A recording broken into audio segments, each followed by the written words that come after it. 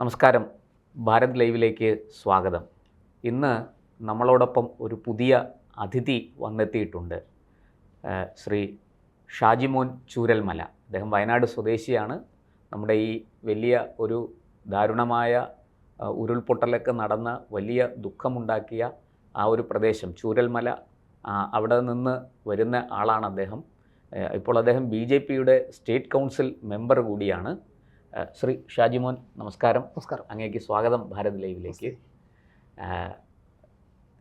അങ്ങ് വയനാട് നിന്ന് വരുന്നയാളാണ്. വയനാടിനെ സംബന്ധിക്കുന്ന ഒരുപാട് കാര്യങ്ങൾ ചോദിക്കാനുണ്ട്. എങ്കിലും ഇപ്പോഴത്തെ ഒരു സാഹചര്യത്തിൽ നമ്മുടെ VD സതീശൻ സർക്കാരിൻ്റെ ഒന്നാം ബജറ്റ് ഇപ്പോൾ അവതരിപ്പിച്ച് കഴിഞ്ഞു. ഇനി അതിന്മേലുള്ള ചർച്ചകളൊക്കെ നടക്കണം പിന്നാലെ.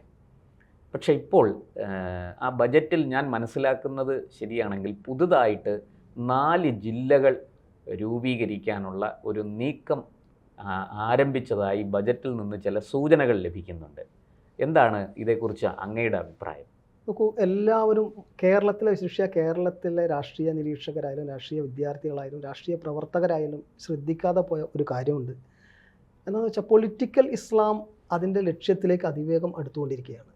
അതുകൊണ്ട് തന്നെ ഇന്നലകളിൽ അവർ മലപ്പുറം ജില്ല എന്നുള്ളൊരു മതജില്ല വാങ്ങിയെടുത്തു. ഇന്നിതാ ആ മതജില്ലയ്ക്ക് പകരം മതജില്ലകളായി മാറുന്നു. നാളെ അത് സംസ്ഥാനങ്ങളും ഒരു മതരാഷ്ട്രത്തിലേക്കുള്ള പോക്കിനെ എളുപ്പമാക്കാനുള്ള ഒരു പാത വെട്ടിയൊരുക്കലാണ്. അതിലേക്കുള്ള സഹായം നൽകിയിരിക്കുകയാണ് VD സതീശൻ സർക്കാർ എന്ന് പറയേണ്ടി വരും. കാരണം മറ്റ് സംസ്ഥാന ജനന നിരക്ക് 11.84 ആകുമ്പോൾ മലപ്പുറത്തെ ജനന നിരക്ക് 18.3 അപ്പോൾ അതിൻ്റെ വലിയ വ്യത്യാസമാണ്. അടിയന്തിരമായി ജില്ല വിഭജിക്കുന്നതിനും അപ്പുറം അടിയന്തിരമായി സർക്കാർ ശ്രദ്ധിക്കേണ്ടത് ഈ അനിയന്ത്രിതമായി ജനന നിരക്കുണ്ടാകുന്ന പ്രദേശങ്ങളിലെ ജനന നിയന്ത്രണം എങ്ങനെ സാധ്യമാക്കണമെന്നാണ്. അത്തരം കാര്യങ്ങളിലേക്കാണ് പുരോഗമന ചിന്താഗതിയുള്ള ഒരു സർക്കാർ ശ്രദ്ധിക്കേണ്ടത്. അതിനു പകരം ഇതേ ലോജിക്ക് വെച്ച് തന്നെയാണെങ്കിൽ വനിതാ സംവരണ ബിൽ എതിർക്കുമ്പോൾ അവർ പറഞ്ഞത് കേരളം പോലെ ഈ ജനകീയ ആസൂത്രണത്തിൽ മുന്നോട്ട് പോയ സംസ്ഥാന സർക്കാരുകളെ അവർക്ക് നഷ്ടങ്ങൾ ഉണ്ടാകുമ്പോൾ ഉത്തരേന്ത്യയിൽ ഇത്തരം ജനപ്പെരുപ്പം ഉണ്ടാകുന്ന, ഉത്തരേന്ത്യക്ക് ലാഭം ഉണ്ടാകുന്നു, അതുകൊണ്ട് അത് എതിർക്കപ്പെടേണ്ടത് എന്നാണ്. ആ ലോജിക്ക് ഇവിടെ അവർ മാറ്റിവെക്കുകയാണ്. മലപ്പുറത്തിൻ്റെ കാര്യത്തിൽ ആ ലോജിക്ക് ആപ്ലിക്കബിൾ അല്ല. മലപ്പുറത്തിൻ്റെ കാര്യത്തിൽ അത് മാറ്റിവെക്കുന്നു. ഇവിടെ ജനസംഖ്യ എത്ര വേണമെങ്കിലും ആകാം, അതിനനുസരിച്ച് ജില്ല വിഭജിക്കാം. നാളെ ഒരു സംസ്ഥാനം തന്നെ രൂപീകരിക്കാം. പക്ഷേ നമ്മൾ മൊത്തത്തിൽ രാജ്യത്ത് ഈ ലോക്സഭാ മണ്ഡലങ്ങളുടെ എണ്ണം കൂടുകയോ പ്രത്യേകിച്ചും അത് ഉത്തരേന്ത്യയിൽ എണ്ണം കൂടുകയോ ഒന്നും ചെയ്യുന്നത് നമുക്ക് അംഗീകരിക്കാൻ കഴിയില്ല.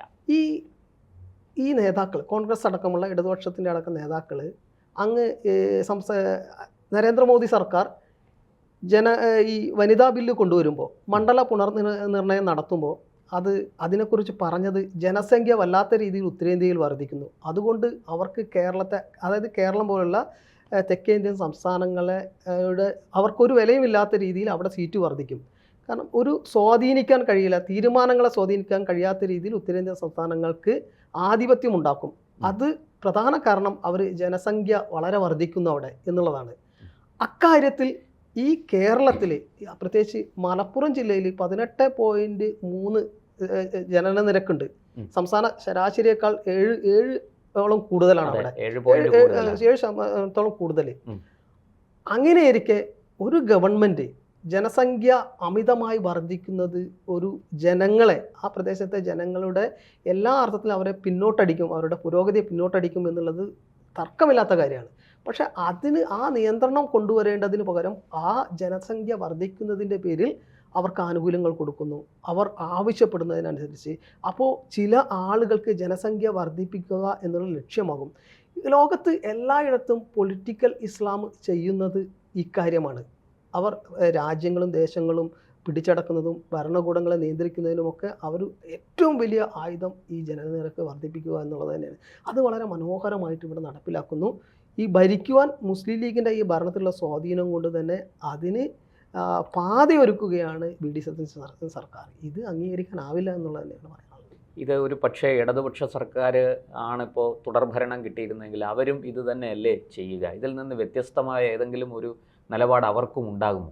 കേരളത്തെ സംബന്ധിച്ചിടത്തോളം ഏത് ഇടതാണെങ്കിലും വലതാണെങ്കിലും അങ്ങനെ അവർക്ക് ചെയ്യാൻ കഴിയുള്ളൂ. പക്ഷേ കുറച്ചുകൂടി വേഗത ഇക്കാര്യത്തിൽ കോൺഗ്രസ്സുകാർക്ക് വേഗതയും ആവേശവും UDF ഉണ്ട് എന്നുള്ളതാണ്.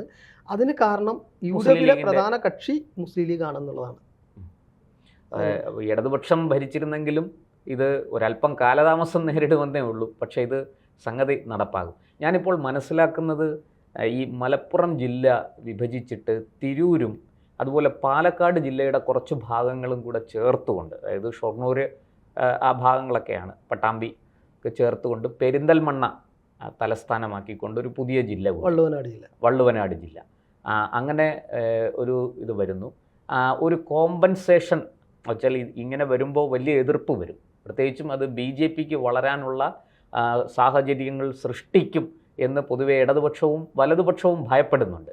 അതുകൊണ്ട് ഇതൊന്ന് കോമ്പൻസേറ്റ് ചെയ്യാൻ വേണ്ടിയിട്ട് തിരുവനന്തപുരം ജില്ല മുറിച്ച് നെയ്യാറ്റിൻകര ഒരു പുതിയ ജില്ല ഉണ്ടാക്കുന്നു. ഇങ്ങനെ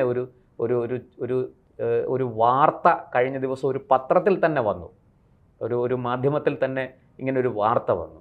ഇപ്പോഴിതാ ബജറ്റിൽ ആ വാർത്ത ഒരുപാട് ദുരൂഹതയുണ്ട്. BJP നേതാക്കൾ ആവശ്യപ്പെട്ടു എന്നൊക്കെയാണ്. ഏത് BJP നേതാവാണ് ആവശ്യപ്പെട്ടതെന്ന് എനിക്കറിയില്ല, അത് വാർത്തയിൽ പറയുന്നുമില്ല.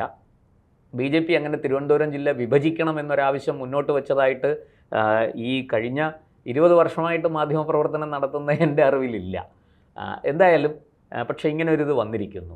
അപ്പോൾ തിരുവനന്തപുരം വെട്ടിമുറിച്ച് നെയ്യാറ്റിൻകര ഒരു ജില്ല കൂടി ഉണ്ടാകുന്നു. ഇങ്ങനെ അഡീഷണലായിട്ട് 3 ജില്ലകൾ കേരളത്തിൽ കൊണ്ടുവരാനാണ് ഒരു നീക്കം. അതിൻ്റെ ഭാഗമായിട്ടാണ് ഈ നമ്മുടെ ബജറ്റിൽ പുതിയ ജില്ല രൂപീകരണം എന്ന പ്രഖ്യാപനം വന്നിരിക്കുന്നത് എന്ന് കരുതാം. തീർച്ചയായും ഏത് BJP നേതാവാണ് നെയ്യാറ്റിൻകര അങ്ങനെ ഒരു ജില്ല വേണം, തിരുവനന്തപുരം ജില്ല വിഭജിച്ച് മറ്റൊരു ജില്ല വേണമെന്ന് ആവശ്യപ്പെട്ടതെന്ന് അവർ പറയേണ്ടതാണ്. എന്തായാലും KPCC ആസ്ഥാനത്തിൻ്റെ അടുക്കളയിൽ പോയി ആരും അറിയാതെ അങ്ങനെ ഒരു അപേക്ഷയുമായി ഒരു BJP നേതാവും പോകാൻ സാധ്യതയില്ല എന്നുള്ളത് തന്നെയാണ്. അങ്ങനെ BJPക്ക് അങ്ങനെ ഒരു ആവശ്യം ഉണ്ടായിരുന്നെങ്കിൽ ഒരു പ്രമേയത്തിലൂടെ അല്ലെങ്കിൽ ഒരു പത്രസമ്മേളനത്തിലൂടെ അതിൻ്റെ ഉത്തരവാദിത്തപ്പെട്ട ആളുകൾ പൊതുസമൂഹത്തോട് ആദ്യം പറയും, പിന്നെയാണ് അത്തരം കാര്യങ്ങൾ മുന്നോട്ട് കടക്കുക. അത് കേവലം കോമ്പൻസേറ്റ് ചെയ്യാനുള്ള, താങ്കൾ മുൻപ് പറഞ്ഞതുപോലെ കോമ്പൻസേറ്റ് ചെയ്യാനുള്ള ഒരു അടവ് മാത്രമാണ്. ഇവിടെ ഒരു ഹിന്ദു ഭൂരിപക്ഷം, ഞാനത് ആ വാക്കുകൾ ഉപയോഗിക്കുകയാണ്, മതം പറയാൻ പാടില്ല എങ്കിലും ഇത്തരം കാര്യങ്ങളിൽ, പക്ഷേ ഒരു ഹിന്ദു ഭൂരിപക്ഷ പ്രദേശമായ തിരുവനന്തപുരം ഞങ്ങൾ വിഭജിക്കുന്നു, അതുപോലെ മലപ്പുറം വിഭജിക്കുന്നു.